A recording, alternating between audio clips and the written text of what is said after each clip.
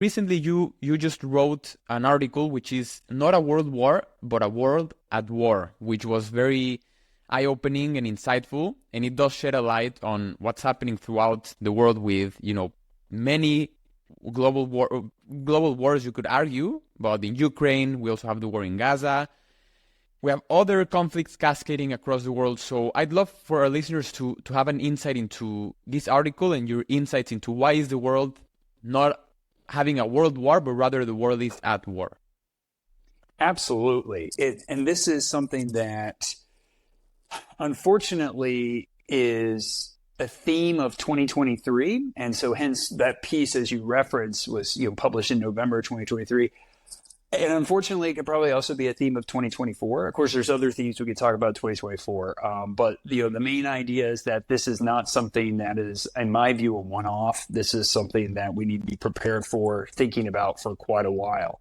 And so the idea that we're not in a world war, but a world at war is the following. So world war was a phrase that was used quite a bit at the beginning of the war in Ukraine, or at least the Russian full invasion of Ukraine, to be more accurate, back in February of 2022, where people were saying, are we on the verge of a world war? Are we entering a world war?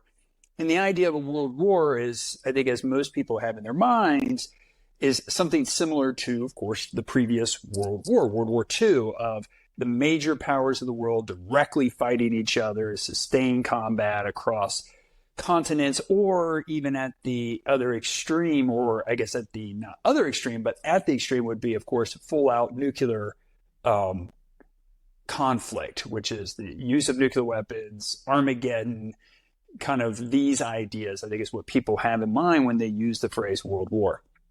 And as I'm arguing in this piece, and I've brought this up in some other contexts as well, is we're not in that situation. Fortunately, we're not in that situation. But that doesn't mean that we're in a good situation. And so what we are is we're not in a situation of a single world war like a World War II, where it is some sort of unified conflict with two sides and they're fighting each other across the globe.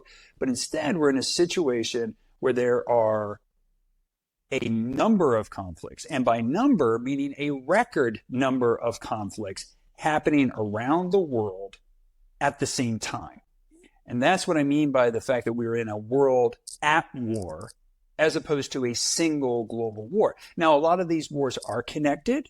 Not all of them are connected. And even when the wars aren't connected, and of course, this is something we can absolutely talk about, there could be some common causes to these wars, even if the one war is not connected to the other.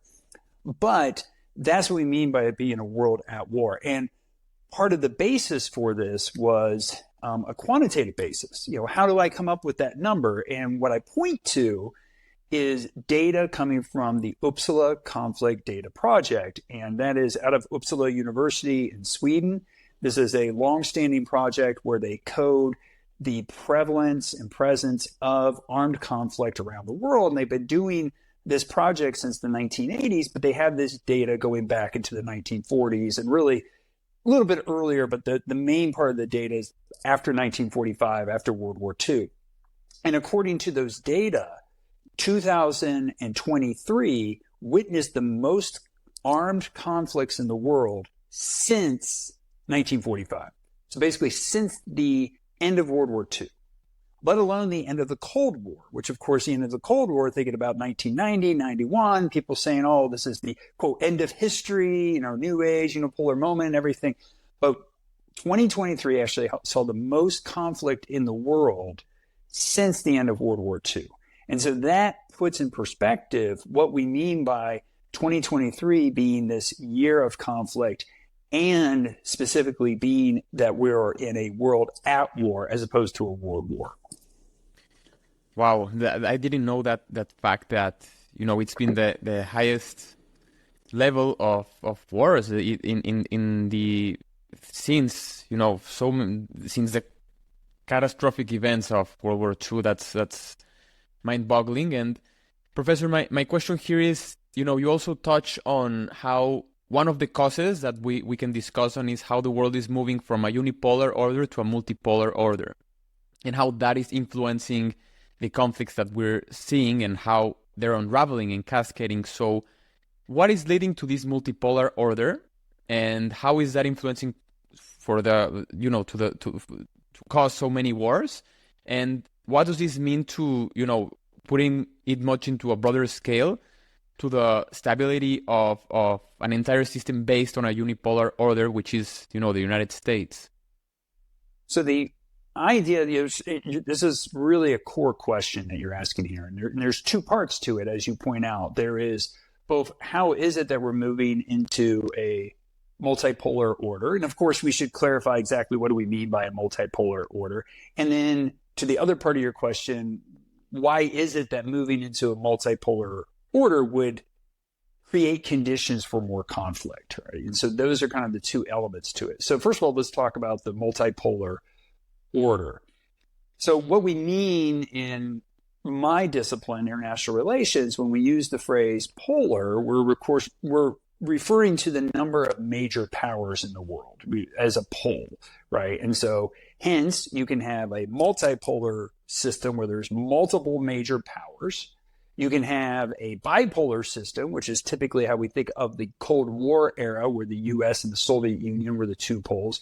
You can have a unipolar system, which is how people thought about, and how indeed, not even thought about, but kind of the reality of the immediate post-Cold War world, right? And this was even referred to as the unipolar moment, where the United States was the sole global power during the 1990s into the 2000s. And what has been happening over, say, the past 10 to 15 years is there's been this gradual change in the international system going from unipolarity, the ending of the unipolar moment, to the emergence of multipolarity. And that is due to the rise of China, which of course is something that many of us talked about. And many pundits have been a lot written on that over the past decade, but also the resurgence of Russia. And even though Russia, of course, economically speaking, is not at the same level of the United States or China, but they have developed enough militarily, economically, to be able to be in a position to influence global events, especially regional events, but events throughout the Eurasian continent and supercontinent, if you will. And so those are two of the key additional poles on the United States. Now, there's a lot of debate about, is the U.S. still the first among equals, right? It might be multipolar. That doesn't mean all the poles are of the same size. You can have a situation where the U.S. could still be the largest economy, could still be the largest military, but these other countries are at a point themselves where they can start to influence global politics. So you can have a multipolar system without all the poles being of equal size. But the reason why this would start to create conditions for more conflict is because of a phrase that's been used quite a bit over the past several years, almost to the point of where people have, roll their eyes when they hear this phrase, and that is great power competition, right? There's been this, because we now have the emergence of multipolarity, we now have these major powers here, or great powers. Well, what do? They start to compete with each other for influence in their respective regions, compete with each other for influence on the global scale, not just militarily, but economically, diplomatically, etc. And the consequence of that great power competition there can be several consequences of it. One of them is that competition itself can lead to conflict, especially if one of the entities that is causing the conflict is one of those great powers. So that would be, of course, the case of Russia with Ukraine. That if Russia is attacking Ukraine, and if part of the dynamics that's leading Russia to attack Ukraine is Ukraine's relationship with the other pole, the United States, that is one of the ways in which great power competition can feed into conflict. But the other way it can feed into conflict is great power competition can lead to great power distraction, right? And that is that if the great powers are competing with each other and focused on each other, then they're not trying to solve all the other issues in the world, right? And so this was one of the things that during the unipolar moment, almost to the point to where, not even almost to the point, it was to the point to where we would make fun of it, which was that the U.S. was the world's police force, right? I mean, that was the movie, Team America, World Police, right?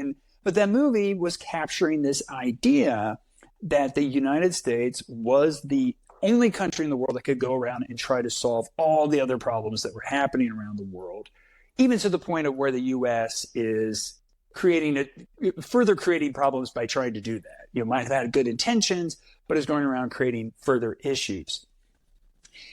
But during the unipolar moment, that did seem to be something the U.S. was at least trying to do. There was a phrase, I think it is associated with Hillary Clinton, especially when Clinton became Secretary of State, but it was the idea of be caught trying, right? Just even if you can't fix the problem, at least be caught trying to fix the problem, right? The U.S. needs to try to be involved everywhere, trying to address lower level conflicts, not just the big conflicts.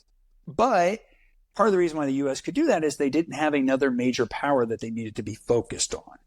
But as you have this great power competition rising, well, now the U.S. is like, well, we don't need to deal with this issue over there, or we can't deal with this issue over there because we have our resources dedicated towards countering China's ambitions towards Taiwan, or we have our resources dedicated towards trying to stop Russia in Ukraine. So we can't go around and try to address all these smaller issues that then in turn could flare up.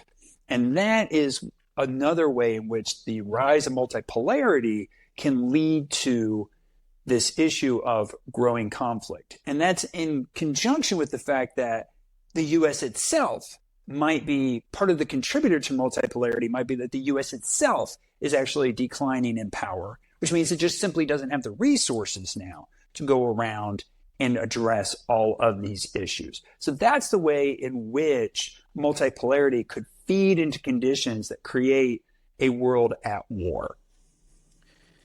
Wow, and so there's so many questions that I've written down. I feel that I need to address a crucial one, which is, given that with the United States being, the hegemon of the world, we would still see conflicts worldwide. We would still see wars or proxies, happening across the world. But like you say, the implication of the United States falling as the hegemon of the world is leading, you could see the graph, power of the United States decreasing, a cascade of wars increasing. So there's like a correlation in a sense, you could argue, like you just mentioned with multipolarity.